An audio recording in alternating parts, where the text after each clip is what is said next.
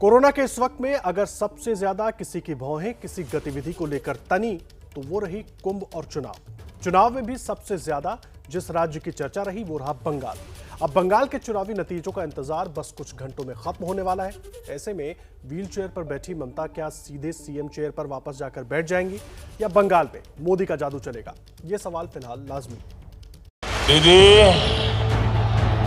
ओ दीदी, ये दीदी, ओ ममता दीदी।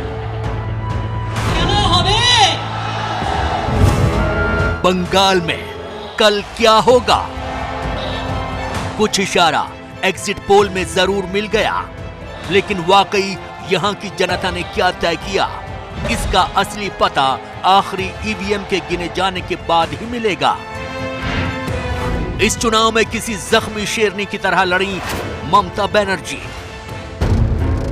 तीसरी बार बंगाल की सत्ता की ख्वाहिश में खेला होबे का हुंकार भरने वाली दीदी का एक पैर घायल था। उस पैर पर प्लास्टर लगाकर व्हीलचेयर पर बैठकर मोदी के खिलाफ गर्जना करने वाली ममता बनर्जी का ये रूप बंगाल ही नहीं देश की जनता ने भी पहली बार देखा। व्हीलचेयर पर होते हुए भी ममता बनर्जी कभी कमजोर नहीं दिखी। तीसरी बार सीएम के चेयर तक पहुंचने के लिए उन्होंने व्हीलचेयर का साथ भी कुछ दिनों तक गवारा किया। वो वक्त की नजाकत को समझते हुए बीजेपी के साथ बढ़ती संवेदना को भी अपनी तरफ खींचने में कामयाब रही। अब सवाल यह है कि क्या चुनावी आंकड़ों में भी ममता बनर्जी इस बार अपने पैरों पर खड़ी हो सकेंगी? दिलीप घोष 5 साल से पार्टी के अंदर आए। हमारे पास नेताओं की कमी नहीं है। भारतीय जनता पार्टी और अन्य पार्टियों में अंतर यही है कि हमारे यहाँ नेता सेंट्रिक पार्टी नहीं है, आइडियोलॉजी सेंट्रिक पार्टी। टीएमसी एक सेकुलर पार्टी है। बीजेपी आरोप देते रही पोलराइजेशन के लिए, जो एक संप्रदाय को हम पीछे रखते नहीं।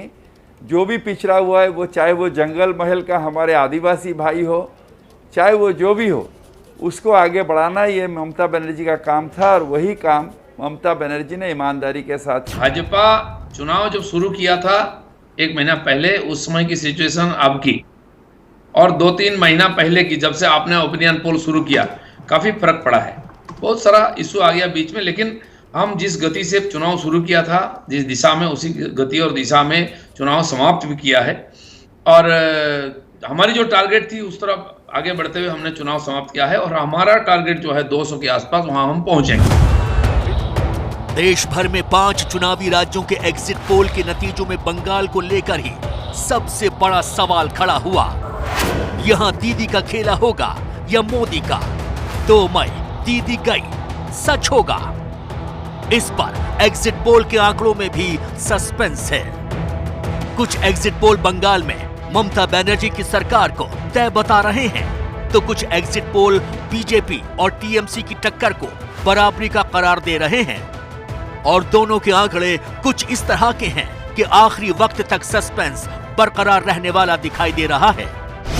बंगाल पर विभाजित पोल, कुल सीटें 294, exit poll C voters 158, TMC 115, BJP Axis 4 143, TMC 147, BJP CNX 18, TMC 133, BJP 143, Chanakya TMC 180, BJP 108।